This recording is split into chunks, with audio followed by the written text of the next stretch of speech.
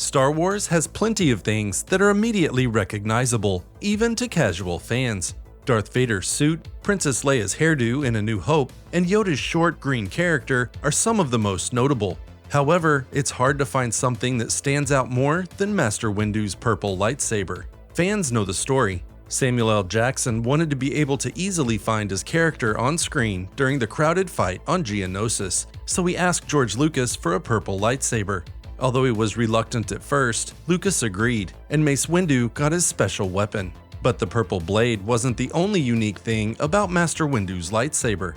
George Lucas also designed his lightsaber hilt to be special and make him stand out. But there was a problem. None of that happened until Attack of the Clones, which means that Master Windu is shown with a different lightsaber in The Phantom Menace. Initially, having different sabers was a plot hole, but Star Wars invented a really cool story to keep continuity. So here's the real reason Master Windu had a different lightsaber in The Phantom Menace. During the prequels, Yoda was the ultimate Jedi, and everyone looked up to his wisdom. But it's important to note that Master Windu was also an icon in the Jedi Order. He was appointed to the Jedi High Council at the age of 28, which was the youngest that anyone had ever joined the Council's ranks. However, Windu didn't stop there. By The Phantom Menace, he held a lifetime role on the Jedi Council, and he was the second most important Jedi in the galaxy. While Yoda was the Grand Master, Mace Windu held a position called Master of the Order. That meant he presided over all actions of the Jedi Council. And that was pretty significant because he was only 40 years old in The Phantom Menace. The first time that fans saw Master Windu, the Jedi Council was talking to Qui-Gon Jinn about his being attacked by Darth Maul on Tatooine. Then they discussed the possibility that Anakin Skywalker could be the Chosen One. During that conversation, Yoda was involved, but Master Windu took the lead. Fans could see how the Corran Jedi Master was not at all intimidated by Yoda's clout. And despite Yoda's centuries worth of experience, Master Windu carried himself with a headstrong gravitas. It set a strong precedent for his character, and it proved that Master Windu was an icon in the Jedi Order. As fans watched Master Windu lead the Jedi High Council in The Phantom Menace, they could see that he was going to be an important figure. But fans didn't know that he was in the middle of an ancient Jedi tradition called the Concordance of Fealty. The Concordance of Fealty was a Jedi rite, where two Jedi exchanged their lightsabers as a sign of mutual trust and respect. It was a sacred bond that dated back thousands and thousands of years. At one time, it was fairly common, but after the cleansing of the Nine Houses, which was a conflict during the old Sith Wars, the Concordance of Fealty became less common and was usually only undertaken by Jedi Masters. The tradition included a bond of reciprocal apprenticeship and gave weight to the Jedi Order's commitment to lifelong learning and individual betterment. During The Phantom Menace, Mace Windu was practicing the Concordance of Fealty with a Jedi named Eth Koth. Master Koth was an Iridonian Zabrak who sat on the Jedi High Council for years. He was an even-keeled Jedi who had impressive control of his emotions, but he was also one of the Order's most impressive combatants. Master Koth defeated General Grievous during the Clone Wars despite being wounded, and he nearly bested Darth Vader in a duel before being distracted and killed. Masters Windu and Koth exchanged their lightsabers before The Phantom Menace and returned them shortly after. The latter exchange can be seen in the comic Star Wars 1998 number 13. That issue was the first in a set titled Emissaries to Malastare. The story was about a group of Jedi Council members who went to Malastare to facilitate peace talks between insurgents and people from the planet of Lanik. But before they left, Master Windu wanted to return Master Koth's weapon. Here's what he said: "Master Eth Koth, I have something to return to you. It is a product of your own hands, which you once entrusted to mine. In returning this lightsaber, I return your trust, and by doing so, promise my friendship and benevolence until the hour when one or both of us becomes one with the Force. It's a fine weapon, Master Koth. I was honored that you chose to share it with me."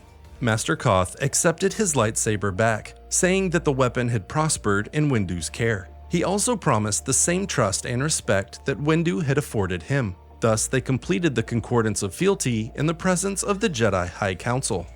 But why was the exchange so important? On the surface, switching lightsabers with another Jedi was just exchanging tools, but it was actually much deeper than that. Jedi had deep bonds with their lightsabers, and that made entrusting it to another Jedi a really personal thing. When Jedi initiates were deemed ready, they participated in an ancient tradition called the Gathering. A group of younglings were taken to the sacred planet of Ilum and sent into the Crystal Caves. It wasn't just a spelunking adventure, though. They were there to find their own kyber crystal, but the Crystal Caves acted like a Force Vergence and exploited the initiates' weaknesses by preying on their fears. That meant that the whole search for a kyber crystal was really a journey of self-discovery. While inside the caves, the Force made them see illusions that would force them to overcome their own self-doubt. So, as initiates emerged with their kyber crystals, it symbolized their growth in the Force. It was like a rite of passage for them, and it showed that they were ready for the next step in their training, which was building a lightsaber. Once the initiates had their kyber crystals, they went back to their ship, where the droid Hu Yang taught them how to build a lightsaber. It wasn't a simple class, however, because kyber crystals weren't just rocks. They held great power, and the Force flowed through the complicated matrices of their geological makeup. That meant that constructing a lightsaber wasn't about building a weapon. It was about connecting oneself to the Force. If the initiates weren't aligned with the Force, they wouldn't be able to line up the inner workings of the lightsaber. And if they got something really wrong, the lightsaber could blow up in their faces. This event was shown in a Season 5 episode of the Clone Wars called A Test of Strength. Ahsoka was with a group of initiates as Hu Yang taught them how to build their lightsabers.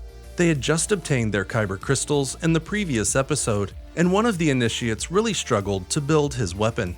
This whole process can be summarized in one of Obi-Wan's lessons in Attack of the Clones. He had just recovered Anakin's lightsaber and said, "Next time, try not to lose it. This weapon is your life." And Obi-Wan wasn't over-exaggerating. Sure, having a lightsaber showed that Anakin was a Jedi, but because kyber crystals were alive, lightsabers acted like a conduit or a focusing agent between a Jedi and the Force. So Anakin needed to appreciate that his lightsaber was the most tangible way that he could connect to the thing that surrounded and bound the universe together. All of that helps explain why the Concordance of Fealty was a big deal. Entrusting your lightsaber to someone else meant giving up the thing that literally connected you to the Force and symbolized your growth as a Jedi. It also meant trying to learn by experiencing a similar connection through a different Jedi's weapon. The process was especially significant for Master Windu. Like the initiate in the Clone Wars episode, he had struggled to build his lightsaber, and completing it was a big step for him. He had to learn to trust the Force to connect the lightsaber's inner workings, rather than trying to do it himself. Not to mention, it was a particularly elegant weapon. Windu's lightsaber was covered in a golden metal called Electrum, and in Legends continuity, it represented his senior status on the Jedi Council. But what do you think? Do you like the explanation of Master Windu's different lightsaber in The Phantom Menace? Did you know about the Concordance of Fealty? And should it be further explored in canon? Let me know your thoughts down in the comments. Thanks for watching, and I'll see you in the next video.